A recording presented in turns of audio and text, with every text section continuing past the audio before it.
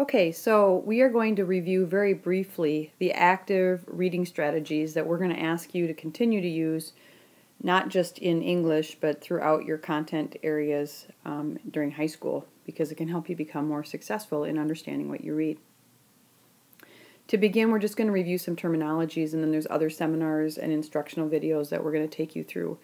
Today we're going to look at 11 slides. There's actually 7 core reading strategies and then one additional one that we're going to talk about. So let's get started. The key to this first is remembering that the active reading strategies are active, right? We want you to be actively reading, and so without your participation, these aren't going to work. So you want to continue to hold yourself accountable for, are you understanding what you read, and what tools are available to you if you do get confused that can help you read more effectively. So let's get started. First thing you want to remember about active reading strategies is they're not chronological. They can occur in any order, and you probably and most likely do execute many of these strategies without even really knowing it, because as readers, even if you don't love reading, you do these things when you're reading. We're going to practice identifying these strategies, and then eventually you're going to get into practicing these strategies on your own and with us to coach you. Okay, I lied. There is one chronological strategy. There is one strategy that we do usually before we do the rest of our strategies, and that is background knowledge and previewing. Now, you can bring background knowledge into any of your reading, right? Something that you connect with from your background, or something you've read in another book, or something that you saw in a movie, or something that's happened to you personally. So that can happen. But when we preview a text, we look at it before we really get started. Preview is extremely important when you're doing textbooks, and we'll talk about that specifically in our seminars. But it's also helpful when you are picking up a book or a novel to read for fun, right? And you do that when you read the back of the cover. So you execute the preview strategy before you start reading the selection, chapter, or book for detail. It's historical content you might know, an author you might be familiar with, what you already know about the topic. You can look at pictures, headings, boldface, graphs, the back of the book jacket, right, when you're picking a novel, the table of contents, even the picture on the front of the cover is all things that you can look at to help you preview a text. Now, one of the strategies that you use throughout your reading is questioning, and that is asking yourself questions to clarify the story. So examples are when you ask yourself, do I understand what I've just read? Or more likely you're saying, I'm totally confused, right? I don't have any idea what I just read. You can also ask yourself why a character said something, or why did they behave the way that they did, or does this action fit into the overall conflict, right? It's you just asking yourself questions as you read. Sometimes you do this, by the way, like when you see a movie with your friends, when you're asking yourselves out loud why a character did something, or what's going to happen, or where are they, when you're trying to just engage with the story. Strategies that you do is you make predictions. Now, sometimes we ask you to do that, right? When you're reading a book, predict what's going to happen next. But often it's just you combining clues that the author gives you with your own understanding of people and situations, right? You bring real life into what you read.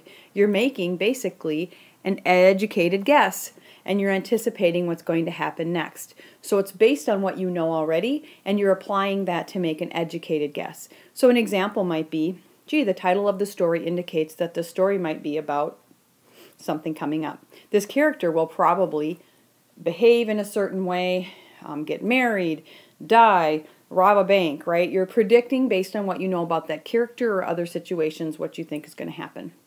Later, however, and the key about predictions is later, if the story is different from what you originally predict, you need to be open to changing your mind, right? You don't want to be so into your own prediction that you miss the clues that something different is going to happen. So we make predictions, and if we're wrong, well, that's just simply fine, because that's what happens when we read. We are open to something else happening. But it does help us stay engaged with the story, and it allows us to connect with it.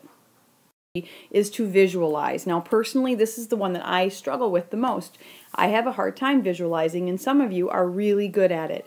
But it's using your imagination and the text that the author has given you to form a picture of the settings, the characters, the action, even visualizing a timeline in your head when you're trying to put the sequence of events, especially with nonfiction writing, when you're reading something for social studies, or a historical novel, or something graphic, right? You're paying close attention to the sensory details, what you hear, what you see, what you can smell, what you can touch, all of those things and those descriptions to help you visualize what you're reading. And when you're strong at this, it can really help you. If this is something you struggle with, oftentimes areas where they do a lot of detailing is something that you might have to reread. I know I have to reread a lot of detail in order to visualize it appropriately. It's actually one of the reasons why sometimes I get the movie before I read a book if I'm really struggling with it, because it helps me visualize. I don't recommend it all the time, but especially something for pleasure if you're struggling with it. Sometimes seeing it can actually help you enjoy the text more later. But you can ask yourself when you're visualizing, can I see the characters or setting in my mind? Where are the characters in relationship to one another and their surroundings? And how do the descriptions of this scene help develop it? Those are all things that you do and ask yourself as you're visualizing. And visualizing can really help you connect with a story. That you may do is making connections. Now this happens a lot in school when we ask you to connect something that's happened to you or something you've read or a movie you've seen, some experience to what you've just read. So you're connecting yourself to the people, events, and settings in the story with those in your life or other stories that you've enjoyed. You can also connect to nonfiction writing, right? When you read about a historical event that might remind you of something that has happened to you or something that you've read. Question you might ask yourself, or just an understanding check, is how might I act in this character situation? When have I felt the same as this character? What real events does this bring to mind? And what other stories does this remind me of? These are all things that we do in order to connect with what we're reading. Another strategy is to review and clarify. Now this is significant because this is where you really check with yourself, are you really understanding what you're reading? So when you have confusion around a timeline of events or who characters are or what's happening, what's the real conflict, or why are characters acting the way that they're acting? When you have confusion, you use reviewing and clarifying to check your understanding. So as you read, you can summarize related events and paraphrase difficult language. Review and clarify is key to when you run into a word that you do not understand. It's also part of questioning. What does this word mean, right? You take a moment, you look it up, and you move on. And if you're confused, you need to take the time to clarify your understanding. You go back, you reread, and you check your understanding of what's happened so far, order of events, what the author means, or a timeline of events. It's very important. When we ask you to plot diagram, or when you've done plot diagrams, that's one way of actually graphically showing that you understand the story. Conflicts, characters, settings, timelines, climax, resolution, all those things are part of clarifying and reviewing to make sure that you are not confused. So you'd say to yourself, what events have happened so far? Or what event caused this to happen? In other words, this character means, right? Those are all things that you can do to help yourself understand. Another technique is to respond, and we do this all the time when we have an emotional response to the story. We are responding to the story while we're actually reading it. You're not going back and thinking about it. You're actually just in the moment reacting to the story, your first impressions. When you get frustrated with a character, or when you get sad about something that's happened, or when you kind of lash out or you say out loud, well, why did that character do this? Or I really want to ask the author why they made this decision. Or I wish I could see this setting, it sounds really interesting. Those are all emotional responses, and you have them. When you understand what you're reading and you're connected to what you're reading and you've allowed yourself to be immersed in the story, you find yourself responding to it. And that is a natural thing that happens when we read. And so you want to engage yourself with these responses and really recognize that that's happening, and it really means that you're understanding and moving forward in your reading.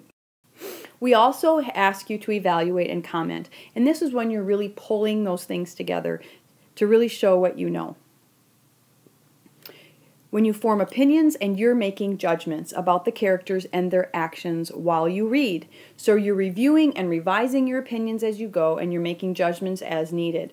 Right? Why do you think? How do you think? Is it effective? Do you enjoy those characters? Is it realistic? All those questions that we ask you, right? Tell me about why this character is acting the way they're acting, or what do you think is the motivation behind this character saying this to this other character? That's making an evaluation, and it's commenting.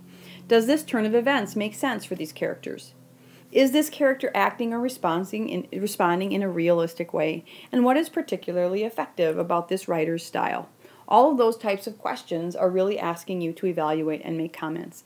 And this is a deeper understanding of the story, and if you can't answer questions related to evaluating and commenting, then you know that maybe you need to go back and reread, that there might be confusion that you need to clarify. So now that we've looked at it in detail, let's just review the strategies that we've covered. The first strategy that we talked about is really background and previewing, and that's just something you want to start with, right? You want to take a look at it, you want to trigger your background knowledge, take a look at the covers and the different information in the book, the back of the book, or any pictures, review questions, etc. that you might find in a textbook unit, and we will look at that in more detail. We talked about questioning, right? Asking yourself questions while you read. Making predictions while you read, right? Filling in information, making guesses, educated guesses based on what you've read and what you know already. You visualize using the details and the descriptions that are included in the text that you're reading. We make connections to what we've read, what we know, movies we've seen, stories we've read, conversations we've had, and we do that actively while we read in order to relate to the characters or the storyline better. We review and we clarify what we know, and when we are confused, we go back and we reread, right? This is an opportunity to make sure that we're understanding what we're reading, showing that we understand what we read, and using that understanding to continue with the text. We respond as we read, right? It's that emotional response, that spontaneous reaction that we have while we read, and you want to recognize that as really part of that connection to the text. And then we make evaluations, we comment, we make judgments, right? We're using the details of what we read in order to make judgments about it, comment about it, evaluate it, and discuss it. So we will continue to work together on some seminars and practicing these strategies, and hopefully this review will allow you to understand the vocabulary and be able to start working with these techniques.